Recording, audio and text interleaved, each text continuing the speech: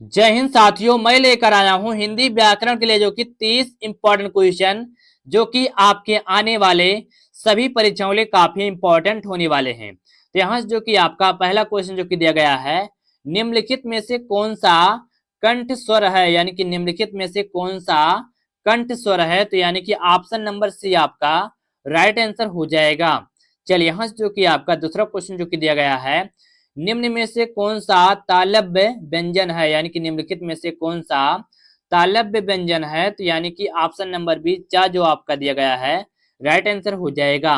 चलिए यहाँ जो कि आपका तीसरा क्वेश्चन जो कि दिया गया है, निम्न में से कौन सा अयोगवा है, यानी कि निम्न में से कौन सा अयोगवा है। तो यानी कि ऑप्शन नंबर सी आपका राइट आंसर हो जाएगा, क्योंकि अंगा आ दोनों क्या है अयोगवा, यानी कि ऑप्शन नंबर सी आपका राइट आंसर हो जाएगा।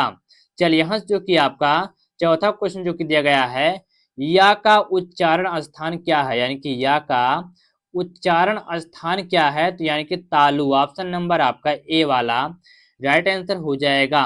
चलिए यहाँ जो कि आपका पांचवा क्वेश्चन जो कि दिया गया है, निम्न में से कौन सा संयुक्त व्यंजन है, यानी कि निम्न में से कौन सा संयुक्त व्यंजन है। तो यानी कि तरा, ऑप्शन नंबर आपका ए वाला राइट आंसर हो जाएगा।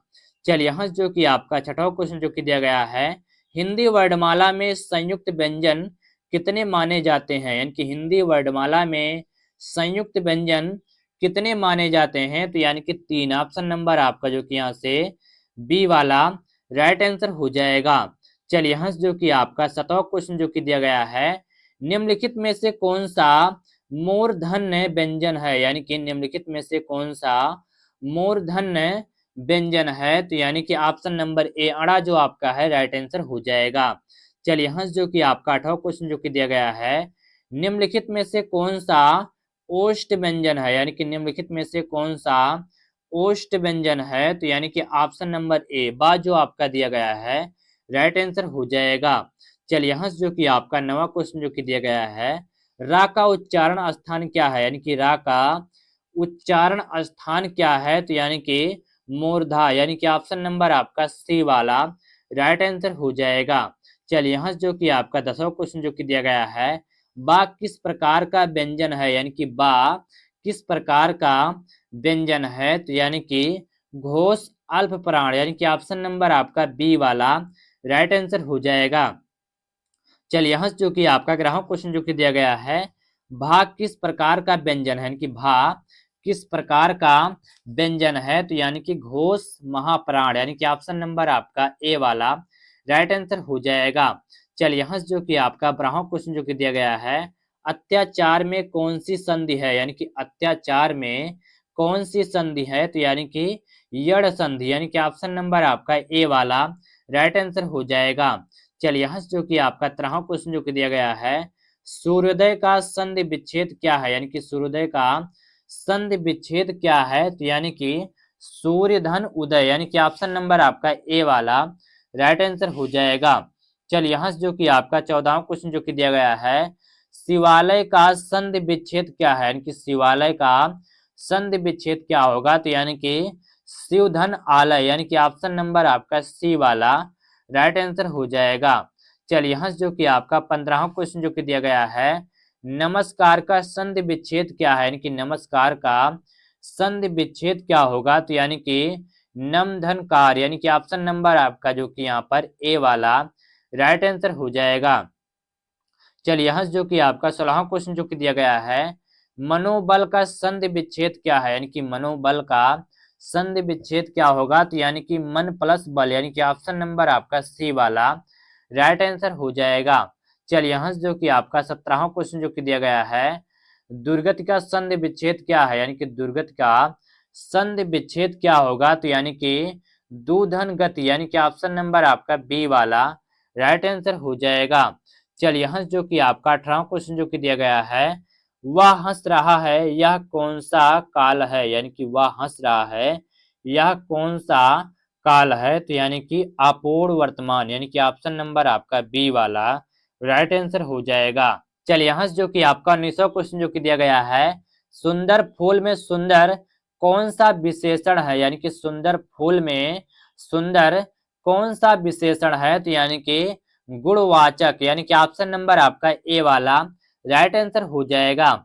चलिए यहाँ जो कि आपका 20वां क्वेश्चन जो कि दिया गया है, बचपन कौन सी संज्ञा है? यानी कि बचपन कौन सी संज्ञा है? तो यानी कि भाववाचक, ऑप्शन नंबर आपका ए वाला राइट आंसर हो जाएगा।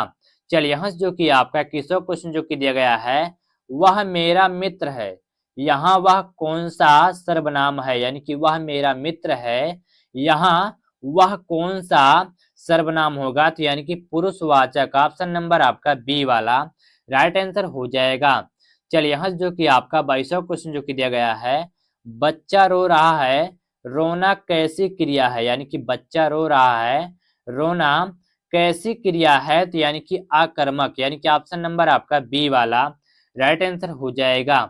चलिए यहाँ जो कि आपका 23वां क्वेश्चन जो कि दिया गया है, सीमा खाना बना रही है, बनाना कैसी क्रिया है? यानी कि सीमा खाना बना रही है, बनाना कैसी क्रिया है? तो यानी कि सकर्मक, यानी कि ऑप्शन नंबर आपका बी वाला राइट आंसर हो जाएगा। चलिए यहाँ जो कि आपका 24वां क्वेश्चन जो कि दिया गया है, वह पढ़ चुका है, यह कौन सा काल है? वह पढ़ चुका है, यह कौन सा काल है? तो यानी कि पूर्ण वर्तमान, यानी कि ऑप्शन नंबर आपका सी वाला राइट आंसर हो जाएगा।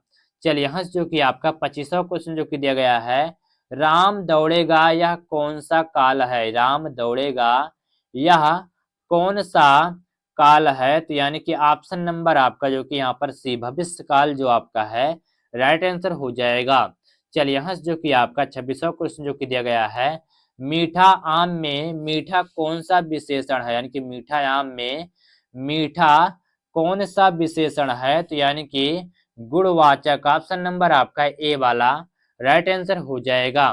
चलिए यहाँ जो कि आपका 27वां क्वेश्चन जो कि दिया गया है, दो पुस्तकें में दो कौन सा विशेषण है? यानी कि दो पुस्तकें में दो कौन सा विशेषण है? तो यानी कि संख्यावाचक, ऑप्शन नंबर आपका बी वाला राइट आंसर हो जाएगा। चलिए यहाँ जो कि आपका 28वां क्वेश्चन जो कि दिया गया है, सरोज किसका पर्यायवाची है? यानी कि सरोज किसका पर्यायवाची है? तो यानी कि कमल का, ऑप्शन नंबर आपका ए वाला राइट आंसर हो जाएगा। चलिए यहाँ जो कि आपका 29वां क्वेश्चन जो कि दिया गया है, निंदा का विलोम शब्द क्या है? यानी कि निंदा का विलोम शब्द क्या होगा? तो यानी कि प्रशंसा, ऑप्शन नंबर आपका बी वाला राइट आंसर हो जाएगा। चलिए यहाँ जो कि आपका 30वां क्वेश्चन जो कि दिया गया है, वीरों का कैसा हो बसंत में प्रमुख रस है? यानी कि वीरों का कैसा हो बसंत में प्रमुख रस क्या होगा? तो यानी कि वीर रस, ऑप्शन नंबर आपका बी वाला राइट आंसर हो जाएगा।